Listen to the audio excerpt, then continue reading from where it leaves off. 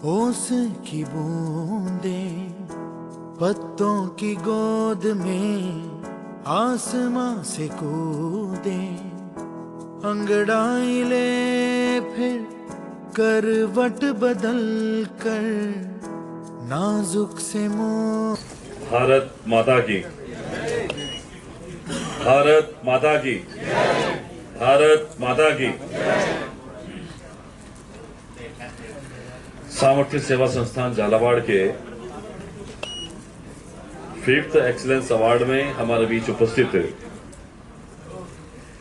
राजस्थान प्रदेश की यशस्वी उप मुख्यमंत्री, वित्त मंत्री और पूर्व में हमारी सांसद रही आदरणीय दिया Kumari ji, national channel A1 TV के हेड, हमारे मार्गदर्शक आदरणीय अनिल लोढ़ा जी, इस संस्थान के फाउंडर कह दूं या इस संस्थान को चलाने वाला, हम सबको यहां एकत्र करने वाले डॉक्टर रामजी चंद्रवाल साहब, pattern doctor Premchand Suman ji, secretary KR Himanshu जी, pattern Sanjay Sharma ji, legal adviser Mukesh Jain ji, Lalit Sharma ji और आयुक्त विभागीय जांच डॉक्टर OP बेरवा जी, और मेरे साथ आए हुए भाई राजेंद्र सैनी जी, भाई राजनारायण जी, और यहां राजस्थान भर के, देश भर के विभिन्न प्रदेशों से, विभिन्न जिलों से आए हुए सभी अवार्डी, जिन्हें बड़ा हर्ष की अनुभूति हम सबको हुई कि आज संस्था के माध्यम से हमने ऐसे बहुत लोगों को इस मंच के माध्यम से सम्मानित करने का अवसर मिला, जिन्होंने अपने अपने क्षेत्र में सामाजिक सेवाओं के माध्यम से एक बड़ा नाम अपने क्षेत्र में, प्रदेश में किया है। मैं आपका आभारी हूं, आपको हृदय से आभार प्रकट करना चाहता हूं कि आपने मुझे आज के इस 5th एक्सीलेंस अवार्ड प्रोग्राम में बुलाया, जो सम्मान दिया। मैं सामर्थ्य सेवा संस्थान का भी धन्यवाद करता हूं। यहां उपस्थित सभी इस परिसर में जनप्रतिनिधिगण, महानुभाव और अवार्ड लेने वाले अवार्डी, इस संस्थान के पदाधिकारी, मीडिया के बंधुओं, वैसे सामर्थ्य सेवा संस्थान के बारे में बहुत कुछ कहने की आवश्यकता नहीं है। जिस संस्थान का नाम ही उसकी पहचान है, झालावाड़ जिले से शुरू हुआ यह संस्थान आज प्रदेश से बाहर निकलकर पूरे भारतवर्ष में सामाजिक सरोकार के माध्यम से देश के उन प्रतिष्ठित व्यक्तित्व को सम्मानित करने का प्रतिवर्ष जो सौभाग्य मिलता है, उसमें आज के दिन ये मैं अपने आप का सौभाग्य समझता हूं कि ऐसी विशेष प्रतिभाओं को सम्मानित करने के मंच के माध्यम से आप लोगों ने मुझे अवसर दिया है। और सामर्थ्य सेवा संस्थान कई वर्षों से हमारे दिव्यांग भाइयों और बहनों के सामर्थ्य के लिए, सेवा के लिए जो पुनीत कार्य कर रहा है, उसके बारे में भी बहुत कुछ कहने की आवश्यकता नहीं, क्योंकि आपका काम, आपकी पहचान, ये सब समाज सेवा में अग्रिम स्थान पर है। मैं सोचता हूं दिव्यांगता कोई अभिशाप नहीं है। ये किसी भी क्षेत्र, धर्म, जाति के व्यक्ति से इसको जोड़कर नहीं देखा जा सकता। और मैं तो ये सोचता हूं कि इसे किसी बीमारी के रूप में नहीं लेकर एक चैलेंज के रूप में लिया जाना चाहिए। और चैलेंज लेकर अगर हम लोग किसी काम को करते हैं, सफलता निश्चित ही मिलना स्वाभाविक है, परिणाम मिलना स्वाभाविक है। इसलिए जीवन के किसी भी क्षेत्र में अगर कोई भी परेशानी आए, उस परेशानी को भी पार करने की आवश्यकता अगर हमारे मन में आत्मबल के रूप में हो, तो उस परेशानी से भी पार पाया जा सकता है। इस सरकार का मंत्री होने के नाते मैं प्रदेश के माननीय मुख्यमंत्री की तरफ से, राजस्थान के लगभग सभी दिव्यांगजनों की तरफ से देश के यशस्वी प्रधानमंत्री मोदी जी का धन्यवाद करना चाहता हूं कि इससे पहले दिव्यांगता के क्षेत्र में दिव्यांगों की जो श्रेणी थी वो मात्र 7 प्रकार की हुआ करती थी। लेकिन मोदी जी के प्रधानमंत्री बनने के बाद में, पहले ही सरकार के कार्यकाल में, वर्ष 2016 में दिव्यांगता की श्रेणी को 7 से बढ़ाकर 21 कर दिया गया। कोई भी व्यक्ति चाहे मेंटल डिसेबल हो चाहे फिजिकल हो, किसी भी तरीके से अगर डिसेबल है तो उसकी दिव्यांगता की श्रेणी को 21 प्रकार से हम लोग काउंट करते हैं। और उसके अलावा कोई ऐसी श्रेणी बचती नहीं है जिसमें दिव्यांगता नहीं हो। तो प्रधानमंत्री मोदी का देश की जनता की तरफ से, दिव्यांग जगत के करोड़ों लोगों की तरफ से मैं धन्यवाद प्रकट करता हूं, जिन्होंने आपके सामर्थ्य को सेवा मानकर आपके साथ में ये परोपकार का काम किया है। प्रदेश की सरकार दिव्यांगजनों की सेवा के लिए हमेशा तत्पर है। अभी हाल ही के बजट में अभी हमारी वित्त मंत्री जी कह रही थी, इस बार हमने दिव्यांगजनों को 2000 स्कूटी के लिए बजट अनाउंसमेंट किया। मस्कुलर डिस्ट्रोफी जैसी गंभीर बीमारी के लिए एक व्यक्ति को, एक मरीज को, एक पीड़ित को 1 लाख रुपए तक की सहायता हमारे बजट में अनाउंसमेंट हुआ है। इसके अलावा यूडीआईडी कार्ड हो, रोडवेज बस में पास की सुविधा हो, चाहे वो गवर्नमेंट ऑफिसेज हो, हॉस्पिटल हो, कहीं भी कोई गवर्नमेंट ऑफिस है, प्राइवेट में रैंप लगाने की व्यवस्था हो, व्हील चेयर की व्यवस्था हो, कैलिपर्स हो, सब के सब सरकार ने तय किया है कि इसी बजट सत्र के अंदर जो यूडीआईडी कार्ड बने हुए जो चिन्हित हैं उनको ये सारा सामान सामग्री उपलब्ध करवाकर आपकी अपूर्णता को पूर्णता में बदलने का काम राजस्थान सरकार करेगी। मैं सोचता हूं कोई भी व्यक्ति पूर्ण नहीं होता है। कोई व्यक्ति शारीरिक रूप से अक्षम होता है, कोई मानसिक रूप से होता है, कोई सामाजिक रूप से होता है, कोई पारिवारिक रूप से होता है, कोई आध्यात्मिक रूप से होता है, कोई आर्थिक रूप से होता है। कोई भी व्यक्ति पूर्ण नहीं होता है। बस उसी अपूर्णता को हटाकर उसे समाज की मुख्य धारा में लाने का काम हमारा विभाग, हमारी सरकार करती आई है। और मैं आज आपको इस मंच के माध्यम से विश्वास दिलाता हूं कि दिव्यांगजन के प्रत्येक समस्या को सेवा भाव मानते हुए आपके साथ खड़े हैं और हमेशा आप लोगों के साथ खड़े रहेंगे। कभी आपको कोई परेशानी नहीं आने देंगे।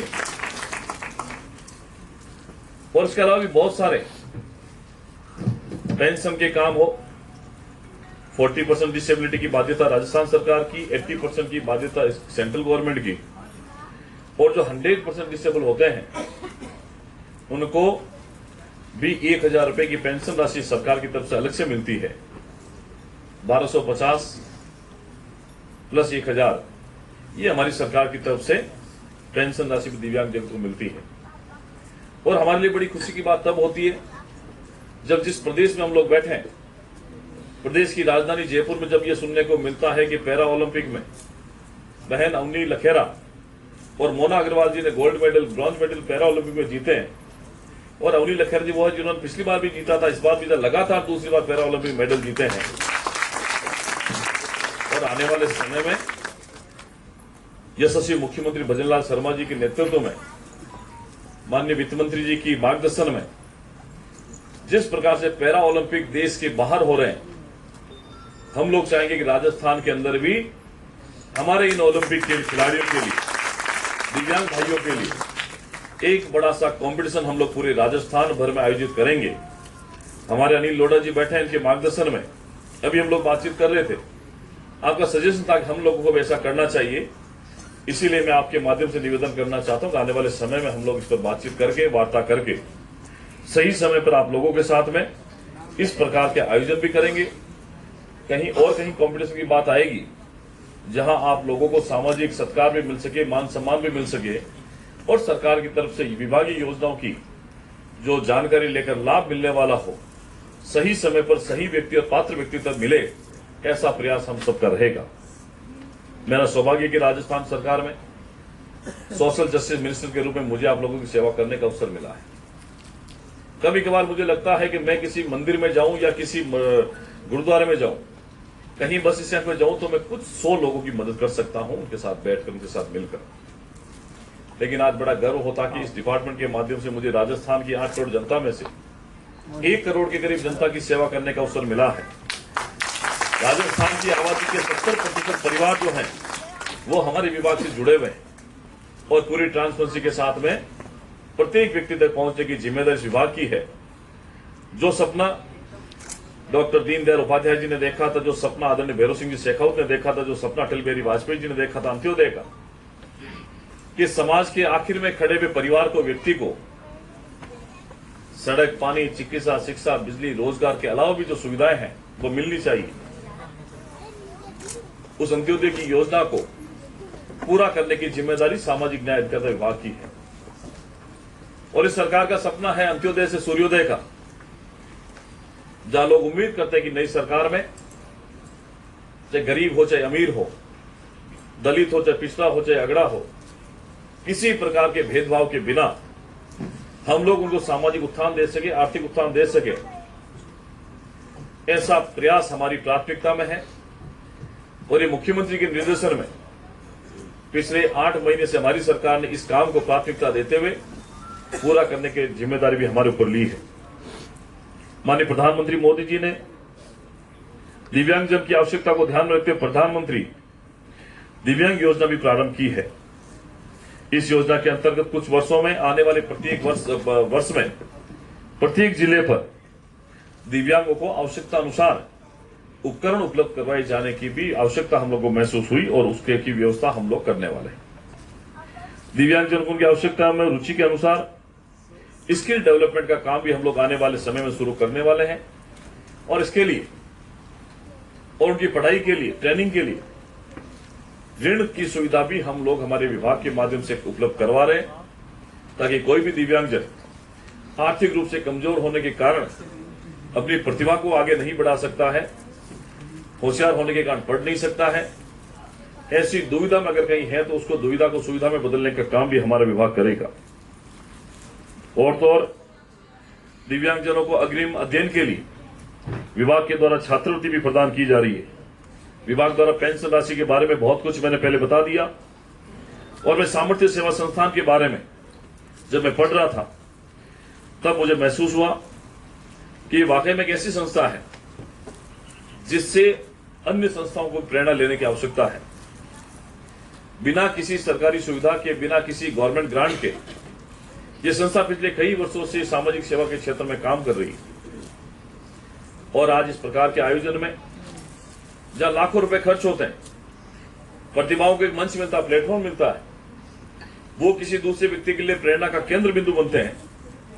और जब लाखों रुपए खर्च होते हैं, वो सब भामाशाहों के सहयोग से, संस्था के सहयोग से, मैं सोचता हूं charity begins from home. Charity हमेशा अपने स्वयं से शुरू होती है। इस संस्था ने अपने परिवार से इस संस्था को आर्थिक ताकत के रूप में खड़ा किया। आज हम लोग देख रहे हैं तो सैकड़ों लोगों को सम्मानित करने का अवसर मिला है। कोई भी संस्था बनती है, उससे उस संस्था को पूरा करने के लिए, संस्था के उद्देश्य को पूरा करने के लिए सपने होते हैं और सपनों को बखूबी इस संस्था के माध्यम से पूरा करने का अवसर आप लोगों ने दिया है।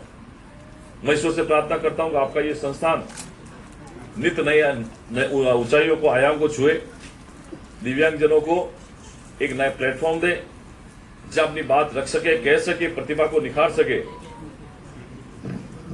एक पत्थर को भी तराश कर उसमें भगवान की मूर्ति अगर बना दे तो करोड़ों लोगों की आस्था उस पत्थर में बन जाती है। ऐसे ही हमारे दिव्यांगजनों को निखार कर उनके व्यक्तिगत हुनर के आधार पर उनको आगे बढ़ाने की जिम्मेदारी हमारी है, इस संस्थान की है। इसलिए मैं संस्थान के उज्जवल भविष्य की शुभकामना भी करता हूं।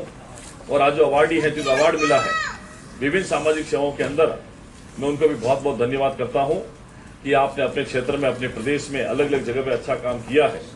मैं सरकार की तरफ से आपको आश्वस्त करता हूं, सरकार की जब भी आपको जरूरत पड़ेगी और हमें आपकी जरूरत पड़ेगी, हम एक दूसरे के पूरक बनकर एक दूसरे के साथ मिलकर काम करेंगे। इन्हीं शुभकामनाओं के साथ में मैं पुनः सामर्थ्य सेवा संस्थान के इस एक्सीलेंट अवार्ड में बुलाने के लिए आप सबका बहुत बहुत धन्यवाद करता हूं। उम्मीद करता हूं कि संस्थान आने वाले समय में अपनी ऊंचाई को छुएगा, आपके कार्यक्रम में 4 चांद लगे, ऐसी शुभकामना मैं सरकार की तरफ से आपको प्रेषित करता हूं। और आज जो पधारे हैं विभिन्न क्षेत्रों से, मैं उनको भी बहुत बहुत शुभकामनाएं देता हूं। आपका जीवन मंगलमय रहे। बहुत बहुत धन्यवाद। जय हिंद, जय भारत, जय जय Rajasthan. Thank you very much minister sir. एक दिल्ली से पधारे हैं हमारे बीच एक अवार्डी, उनको आप अपने हाथों से सम्मानित करें। आप सुन रहे थे जय जय राजस्थान के ऊर्जावान हमारे कैबिनेट मिनिस्टर श्री अविनाश जी गहलोत को विभाग की तमाम गतिविधियों से आपको रूबरू कराते हुए बताते हुए कि राज्य सरकार कितनी संवेदनशील है।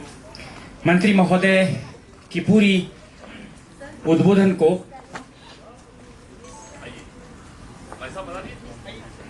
निष्ठा ठाकरे जी को मंत्री महोदय और लोढ़ा सर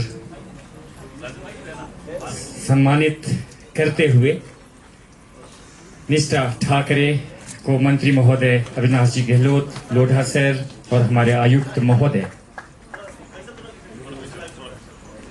सम्मानित करते हुए ये तमाम लोग निष्ठा जी को सामर्थ्य सेवा संस्थान के इस अवार्ड समारोह में सम्मानित करते हुए चेहरे की मुस्कुराहट और इस सभागार के अंतर्गत जो चेतना और जो ऊर्जा है उसके लिए आप सब लोग निश्चित तौर से बधाई के पात्र हैं।